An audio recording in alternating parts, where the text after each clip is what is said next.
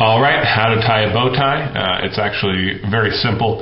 It takes practice. There's a knack to it, but the steps themselves are simple. It's as easy as tying a regular tie. You might see with this tie, there's a little bit of funkiness on this side, and that's because this was probably my first. It was one of my first ever bow ties.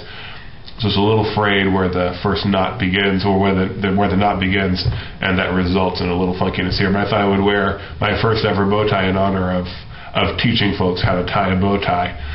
This was tied without looking at a mirror, and then of course trimmed up a little at the mirror. But I just say that to let you know that this is not that hard to do, as long as you give it a little bit of practice first. I'm going to go ahead and undo this knot. It is basically a shoelace knot and nothing more. I have several different kinds of bow ties. Most of them are just this regular slim line is what it's called. Besides that, I also have some butterfly bow ties. Those are the bigger ones. Those are really fun with polka dots. I have several ties that a friend of mine actually got for me.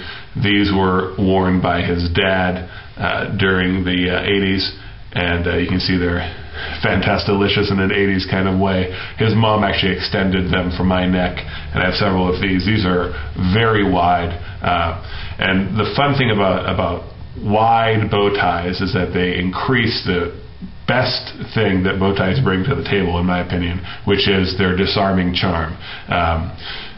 Ties, regular ties, can have that whole power tie effect depending on the pattern. The bow tie you can exploit in a completely opposite direction and use it to increase your charm and lower your threat level, which is something I occasionally have to think about. Well, I'll pull out my newest bow tie and show you guys how to go about this. Alright, so the new bow tie. Over the collar, make sure my sweater's out of the way. You want to make sure that one side is sticking out a little lower than the other. Sometimes when I'm feeling a little flamboyant, I make the gap wide, it makes for a bigger butterfly. But for now, keep them relatively close, one side along the other. Bring the side that is longer over the top and through, just as if you were tying a shoelace.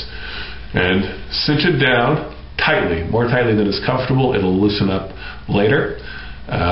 Take the side that was underneath and fold it in half, and bring the high side over the top, just like this. Now you've created a little gap in the back that you need to slip the high side through. This is the part that was difficult for me to master. You just basically got to find it back there and pull it through. Not complicated, just something that you need to get your fingers accustomed to doing. At this point, you've actually just done the knot. This is it. You just want to trim it up now and make sure that it's looking good. So take the sides that are not sticking out singly but are folded and tug them apart. That'll tighten up the knot, and you're going to trim it up now using your thumbs to make sure that the back sides aren't poking out the side that people will see. I can feel that this knot is not as good as it could be. I might do another take. But for now, we'll just say that I am looking good. Bring the collar down.